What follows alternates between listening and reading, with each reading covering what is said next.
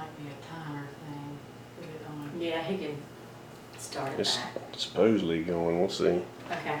So if it had been somebody that you didn't know and your reaction would have been to swat at them, which would be a normal reaction, what would have kept you from not reacting that way, do you think?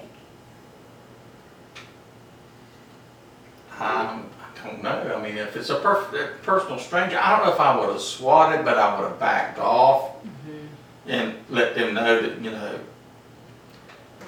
this is my space. You only come in invited. You weren't invited. So Exactly. And please respect my boundaries. yeah, Yeah.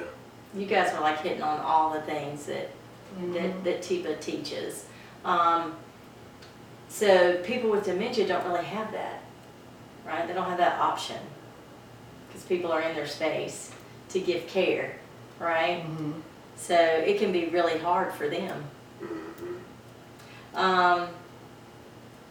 So what do you think you would feel if you had dementia and this was happening? I don't know, really.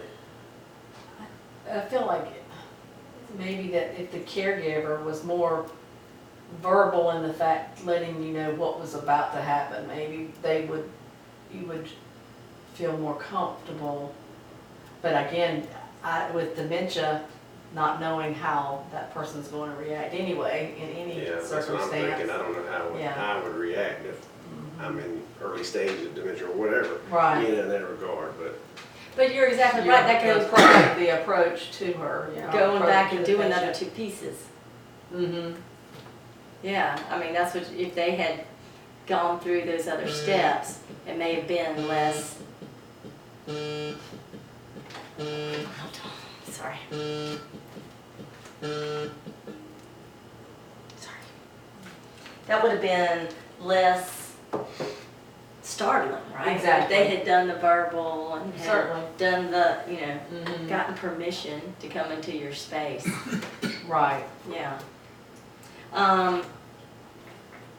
I think we've already talked about it, but how does this apply to people with dementia when we're trying to help them do things? I think that's what you were saying, Mm-hmm. is making sure that we talk to them first and Helping them feel comfortable in whatever was going to happen or being done, you know, at that time. yeah.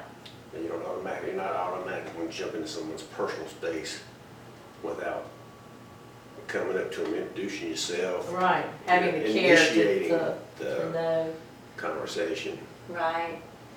We don't do to, but do with, right? Certainly. Get them engaged in it, for sure. So do you think not surprising the person with our touch could help with their emotional reaction to us? Most certainly. Yeah, I agree. Most certainly. So you can kind of see how impactful this type of education can be for staff and facilities and just caregivers at home, right? That's right, and to be aware of the best type of approach for that particular person. It seems so having- simple, Mm-hmm. you know what I mean? This seems so basic, but it's like TIPA equips you with, okay, you're using your hand as a tool, so you have like an automatic reference guide with you all the time when you're there by yourself. You know, just to kind of think through, how do I need to approach this person? You know, and I think it can really change the outcomes for caregivers too. I do too.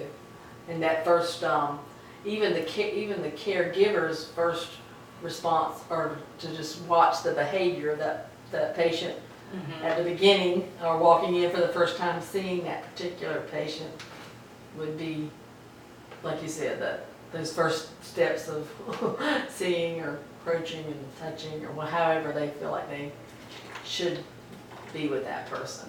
Yeah. Just like a quick evaluation, I guess, a quick, Mm-hmm. overall, Yeah. Well, thank y'all for helping me, and I appreciate you being part of this training for me.